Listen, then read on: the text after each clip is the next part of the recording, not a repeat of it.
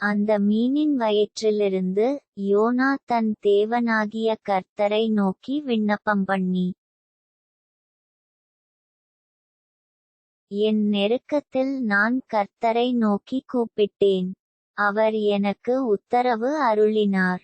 நான் பாதாளத்தின் வயிற்றிலிருந்து கூக்குரலிட்டேன், நீர் என் சத்தத்தை கேட்டீர். சமுத்திரத்தின் நடுமையமாகிய ஆழத்திலே நீர் என்னை தள்ளி விட்டீர். நீரோட்டம் என்னைச் சூழ்ந்து கொண்டது. உம்முடைய வெள்ளங்களும் அலைகளும் எல்லாம் என்மேல் புரண்டது. நான் உமது கண்களுக்கு எதிரே இராதபடிக்கு தள்ளப்பட்டேன். ஆகிலும் இன்னமும் உம்முடைய பரிசுத்த ஆலயத்தை நோக்குவேன் என்றேன். தண்ணீர்கள் பிராணபரியந்தம் என்னை நெருக்கினது. ஆழி என்னைச் சூழ்ந்தது. கடற்பாசி என் தலையைச் சுற்றிக் கொண்டது.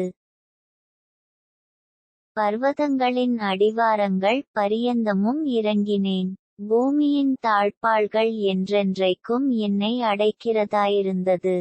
ஆனாலும் என் தேவனாகிய கர்த்தாவே, நீர் என் பிராணனை அழிவுக்கு தப்புவித்தீர்.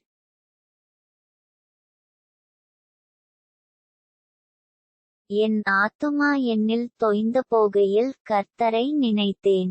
அப்பொழுது என் விண்ணப்பம் உமது பரிசுத்த ஆலயத்திலே உம்மிடத்தில் வந்து சேர்ந்தது.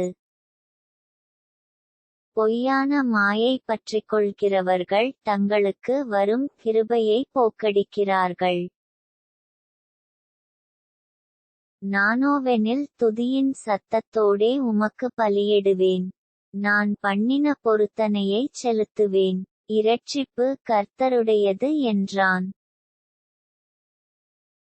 கர்த்தர் மீனுக்கு கட்டளையிட்டார், அது யோனாவை கரையிலே கக்கிவிட்டது.